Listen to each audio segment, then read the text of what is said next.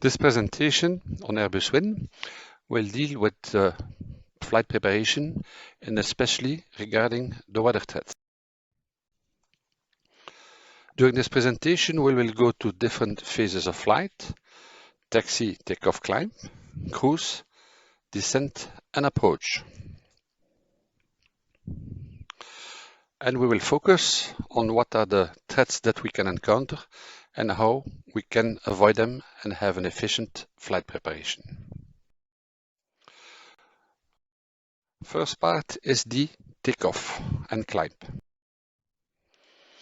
One of the threats that we can encounter on takeoff and climb is a crosswind.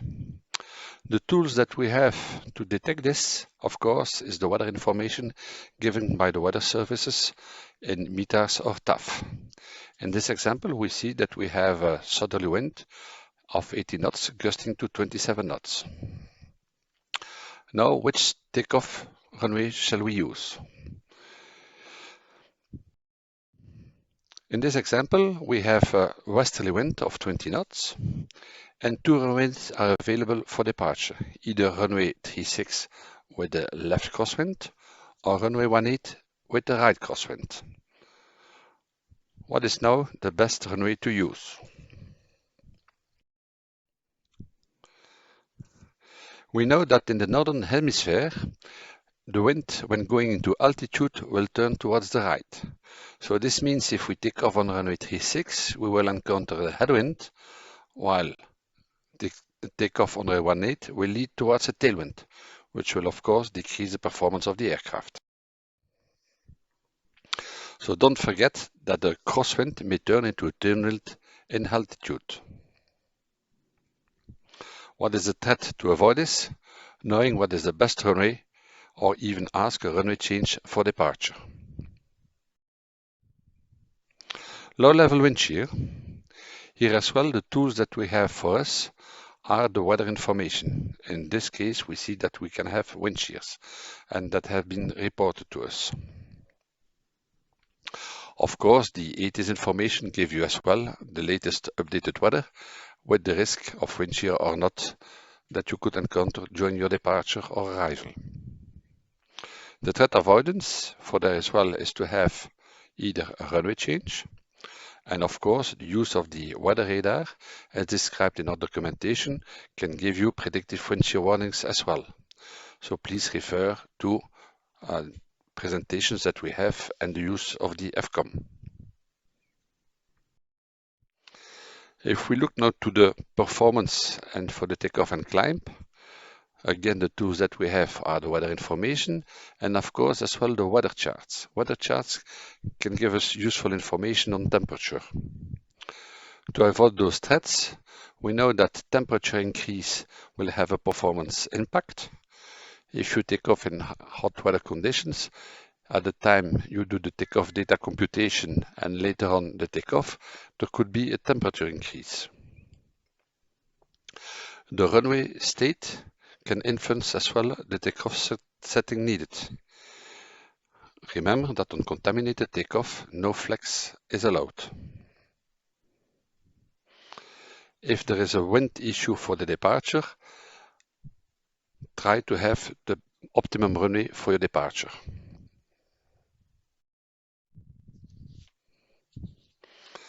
Icing. Icing is as well a threat that we can encounter during takeoff and departure, especially during winter operation.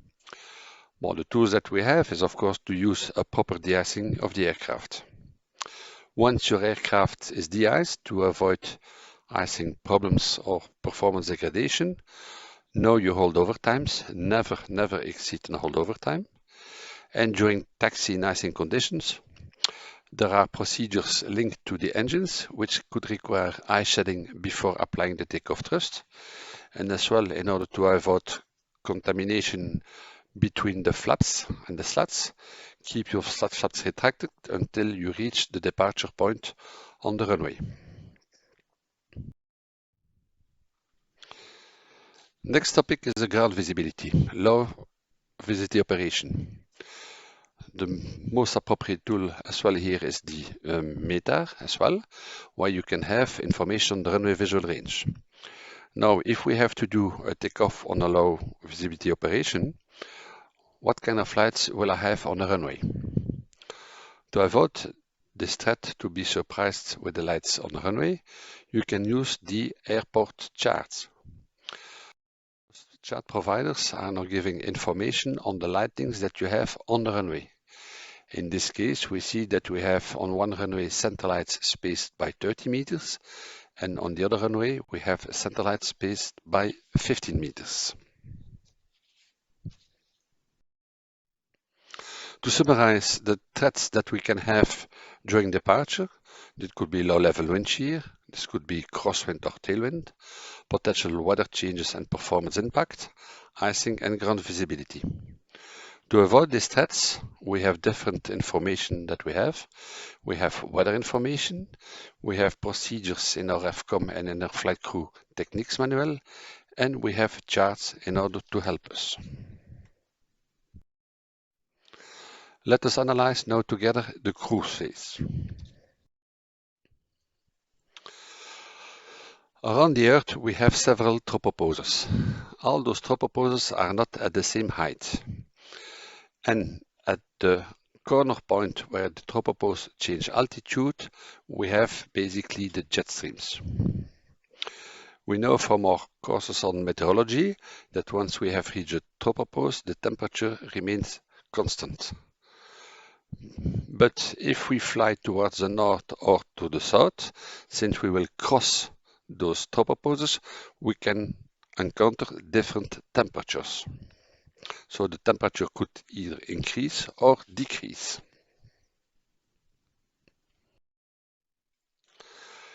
The tools that we have in order to determine where is the tropopause and where the jet streams are located is basically the high-level charts of the weather office.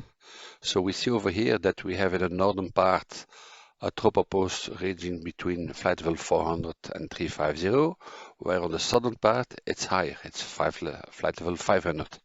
And we can clearly see that between those two parts we can see the jet streams on the chart, where we will encounter high winds and probably turbulences. Now that I spoke about turbulence, we have this information as well on our weather charts, where the altitudes depicted where we could encounter turbulence. So be prepared to use this. Once you're basically you use your flight planning information that you received from your operator or dispatch, and on some layouts you can have information on temperature and the S of shear, so how the wind is changing with the altitude. So over here that we have during climb phase shears going between 1 and 2, while we can see on the other column where we have temperature of -51 and a shear factor ranging from 5 to 6. Now how this shear is computed is done with this formula depicted now on the slide. So in order to avoid turbulence or to be prepared for turbulence and wind shears and shears in high altitude, we have to use the information available to us. We need to maintain the load factor within the margins when turbulence is encountered. And of course, turbulence will impact the maximum cruise level. High level weather. The tools that we have, as I said, are the weather charts from the weather office, where we can have information on turbulence, icing, volcanic ash, hurricanes and so on. So it's recommended to know all those symbols. As well, once we are in flight, in order to avoid those threats, the optimum use of the weather radar is recommended. Therefore, we have as well presentation on hazards design and way forward of the weather radar, which explain how your weather radar works. During cruise, next threat is the wind impact. A difference of 30 knots of wind can change the top of climb by about 50 nautical miles. For a flight of about 2000 nautical miles, the fuel could change by 2 tons and the timing can change by 25 minutes. Therefore, it's recommended to use the trip winds for tendency and adjust the flight. Enter into your FMS the wind speed and wind direction, and if they change by 30 knots or 30 degrees, update this at the next waypoint.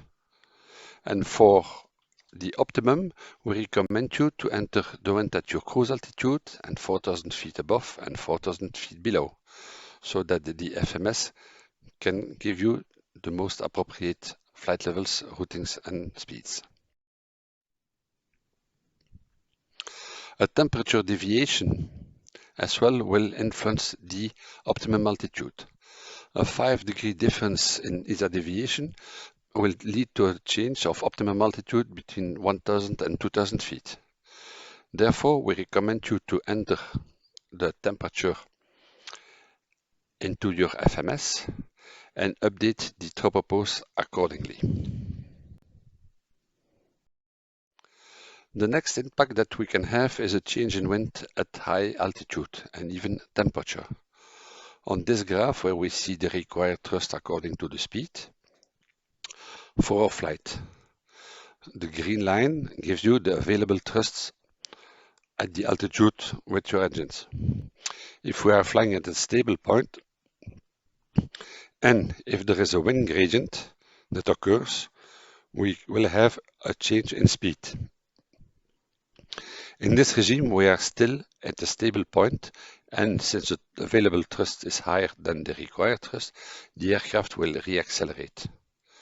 If this is now combined with a change in temperature, the available thrust could decrease due to a higher temperature, and we will come into an uncomfortable situation where we will not have enough thrust to maintain this flight regime. So a descent will be needed in order to regain thrust and have our flight regime.